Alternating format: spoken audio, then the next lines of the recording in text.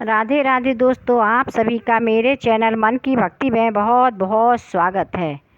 इस दुनिया में कर्म को मानने वाले लोग कहते हैं भाग्य कुछ नहीं होता है, और भाग्यवादी लोग कहते हैं किस्मत में जो कुछ लिखा होता है वही होकर रहता है। यानी इंसान कर्म और भाग्य इन दो बिंदुओं की धुरी पर घूमता है और एक दिन इसी जग को अलविदा कहकर चला जाता है। भाग्य और कर्म को अच्छे से समझने के लिए पुराणों में एक कहानी का उल्लेख किया गया है।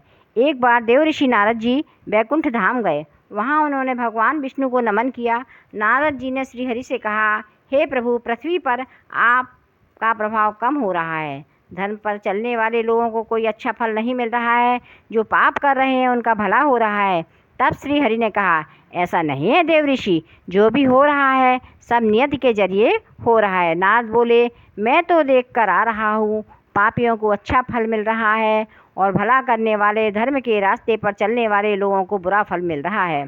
भगवान ने कहा, कोई ऐसी घटना हो तो बताओ। नारद जी ने कहा, अभी मैं एक जंगल से आ रहा था, वहाँ एक गाय दलदल में फंसी हुई थी, कोई उसे बचाने वाला नहीं था। तभी एक चोर घर से गुजरा, गाय को फंसा देखकर भी नहीं रुका, वह उस पर पैर रखकर दलदल लाग कर निकल गया। आगे जाकर चोर को सोने की मोहरों से भरी एक थैली मिली। थोड़ी देर बाद वहाँ से एक साधु गुजरी।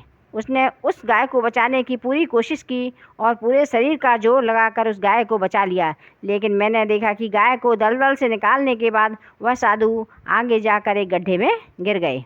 प्रभु बताइए, यह कौन सा न्याय है। नारद जी की बात सुनने के बाद प्रभु बोले, यह सही ही हुआ है। जो चोर गाय पर पैर रखकर भाग गया था, उसकी किस्मत में तो एक खजाना था, लेकिन उसके इस पाप के कारण उसे कुछ केवल मोहरें ही मिली हैं।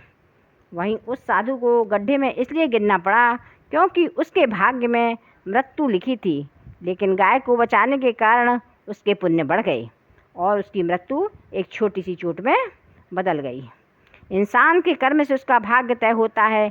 इंसान को कर्म सदैव अच्छे करते रहना चाहिए, क्योंकि कर्म से भाग्य बदला जा सकता है। धन्यवाद। यदि आपको मेरा वीडियो पसंद आता है तो प्लीज़ इसे सब्सक्राइब करें।